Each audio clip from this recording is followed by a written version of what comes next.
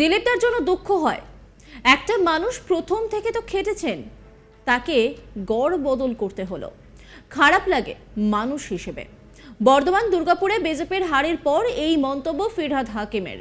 এদিন ফিরহাদ বলেন, দিলীপদার দুঃখটা আমি বুঝতে পারি, আমাদের খুব বেশি বলার নেই। কালকের রেজাল্টের পর 50 বছর বিজেপি পিছিয়ে গেছে। রাজনৈতিকভাবে ইডি সিবিআইকে ব্যবহারের বিরুদ্ধে আমরা আছি। ফিরহাদ হাকিম তিনি কি বলছেন শোনাবো আপনাদের।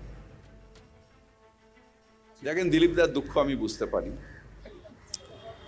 দলটা যারা দু চারজন স্টাবলিশ করেছে তার মধ্যে দিলীপদা, যখন দুটো এমএলএ এলো তখন দিলীপদা, সেই দিলীপদাকে আস্তে আস্তে কীভাবে সাইডলাইন করছে, কীভাবে তার জেতা সিটকে সরিয়ে দিল, এগুলো বুঝতে পারি তাদের দলের ব্যাপার। কিন্তু আমাদের খুব বেশি বলার নেই যে আর কে, যেহেতু ওদের দলের ব্যাপার। কিন্তু মানুষ হিসেবে খারাপ লাগে যে একটা লোক অনেক কিছু করলো, তাকে আস্তে করে সাইডলাইন করে দিল। বলছে বিজেপি নাকি 5 বছর পিছিয়ে যাচ্ছে। দিলীপ ঘোষ নিজে বলেছেন। এখন যা হলো, কালকের রেজাল্টের পরে বিজেপি 50 বছর পিছিয়ে গেছে। 5 বছর না, 50 বছর পিছিয়ে গেছে। সিঙ্গেল মেজরিটি পেল না বিজেপি, তাহলে কি ইডি সিবিআই এর আসা যাওয়াটা রাজ্যে কোন? দেখেন, ইডি সিবিআই তার নিজের কাজ করুক, আমরা ইন্টারফেয়ার করতে চাই না, কিন্তু political use of central agency, এটার বিরুদ্ধে আমরা।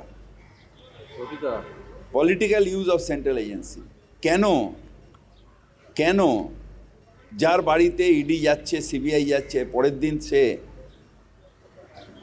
বন্ডের মাধ্যমে বিজেপিকে টাকা পৌঁছচ্ছে কেন? কিসের জন্য তাহলে ইডি সিবিআই গেল? রাজনৈতিক, আগেও তো ইডি ছিল, সিবিআই ছিল, আমাদের ইনকাম ট্যাক্স ছিল, সবাই ছিল। কারোর কোনো ইয়ে ছিল না যে যার বাড়িতে, অনেকের বাড়িতে রেড হয়েছে। কিন্তু রাজনৈতিক নেতাদের টাইট করো, এদিকে এসে গেলে তারা ভালো, আর না হলে ইডি দিয়ে হ্যারাস করো, এর বিরুদ্ধে নিশ্চিতভাবে আমরা আছি এবং আমরা এই লড়াইটা চালিয়ে যাব। এদিকে দিলীপ ঘোষ হারের পর বলেন, চক্রান্ত এবং কাঠিবাজের রাজনীতির অঙ্গ।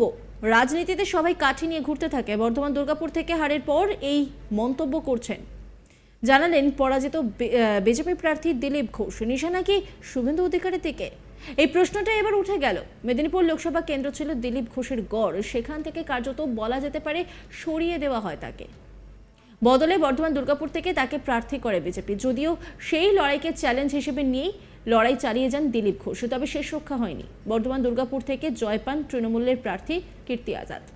এরপর থেকে বিভিন্ন প্রশ্ন উঠতে শুরু করে, আর সেই জল্পনায় উস্কে গেল দিলীপ ঘোষের মন্তব্যে। তিনি এদিন সাংবাদিকদের মুখোমুখি হয়ে বলেন, কালাপানি কাকে বলে আমি জানি, চক্রান্ত এবং কাঠিবাজির রাজনীতির অঙ্গ।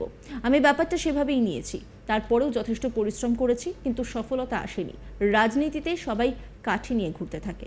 কি বলছেন দিলীপ ঘোষ শোনাবো আপনাদের। আন্দামান আগেই ঘুরে এসছে দিলীপ ঘোষ, যেন কালাপানিটা আমি জানি, আর কেউ জানে না। আর রাজনীতিতে এটা অসম্ভব কিছু না। রাজনীতিতে চক্রান্ত, কাঠিবাজি, এটাও রাজনীতির অঙ্গ। আমি সেভাবেই নিয়েছি। আমি পুরো পরিশ্রম করেছি, কিন্তু সফলতা আসেনি। রাজনীতিতে যা হয়, সবাই কাঠি নিয়ে ঘুরতে থাকে। এদিন তিনি আরো বলেন, পার্টি চলতে থাকে, লড়াই চলতে থাকে, নেতা পাল্টে যায়। এটা ঠিক। আমরা 2021 পর্যন্ত এগিয়েছি। বহু কর্মী শহীদ হয়েছেন, আক্রান্ত হয়েছেন। আমরা 18 সংসদ এবং 77 বিধায়ক পেয়েছিলাম। ওখানেই আমাদের গ্রোথ আটকে গেছে। ভোটের শতাংশ একই আছে, আর গ্রোথ হয়নি। আমরা গত 3 বছরে এগোতে পারিনি। ভাবতে হবে, এইখানে আমরা যে গতিতে এগোচ্ছিলাম সেটা সারা দেশে আলোচনার সাবজেক্ট ছিল। সবাই অনেক আশা করেছিলাম, কিন্তু সব কর্মীরা নামেনি। গতি রুদ্ধ হয়ে গেল। কর্মীরা হতাশ হয়ে যাবেন। কি বলছেন দিলীপ ঘোষ শোনাবো আপনাদের। দেখুন, পার্টি চলতে থাকে, লড়াই চলতে থাকে, নেতার পরিবর্তন হতেই থাকে, রেজাল্টেরও পরিবর্তন হতেই থাকে। তো এটা ঠিক যে আমরা গত 21 অবধি এগিয়েছি, লড়াই করেছি। বহু কর্মী শহীদ হয়েছেন, ঘরছাড়া হয়েছেন, বাড়ি ভাঙা হয়েছে, পরিবারে অশান্তি হয়েছে পার্টি করার জন্য।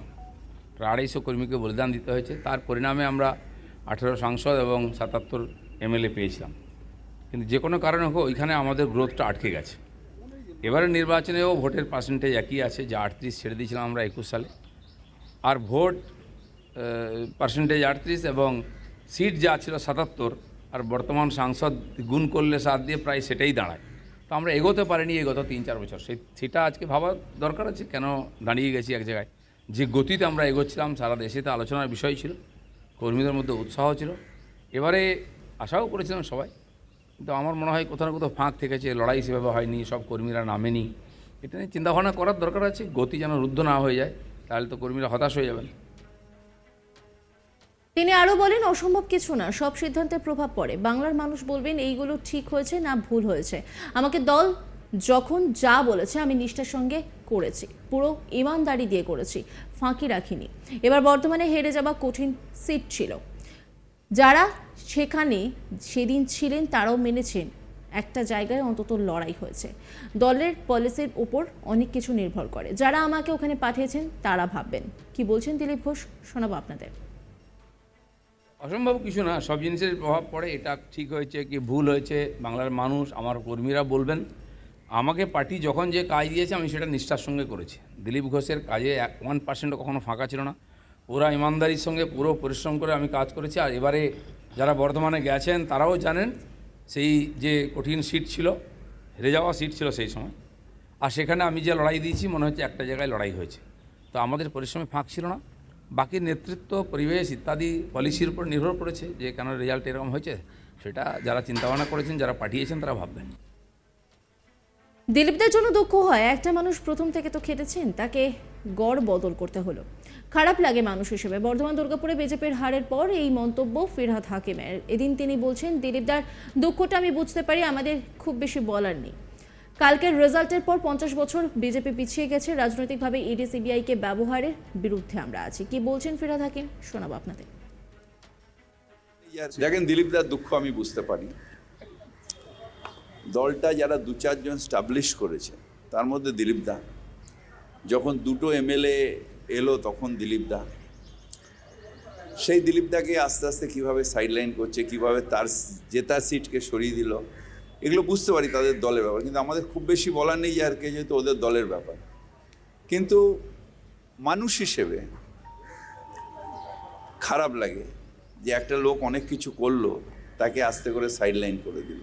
বলছে বিজেপি নাকি 5 বছর পিছিয়ে যাচ্ছে, দিলীপ ঘোষ নিজে বলেছে। এখন যা হলো, কালকের রেজাল্টের পরে বিজেপি 50 বছর পিছিয়ে গেছে। 5 বছর না, 50 বছর পিছিয়ে গেছে। সিঙ্গেল মেজরিটি পেল না বিজেপি, তাহলে কি ইডি সিবিআই এর আসা যাওয়াটা রাজ্যে কোন দেখেন, ইডি সিবিআই তার নিজের কাজ করুক, আমরা ইন্টারফেয়ার করতে চাই না।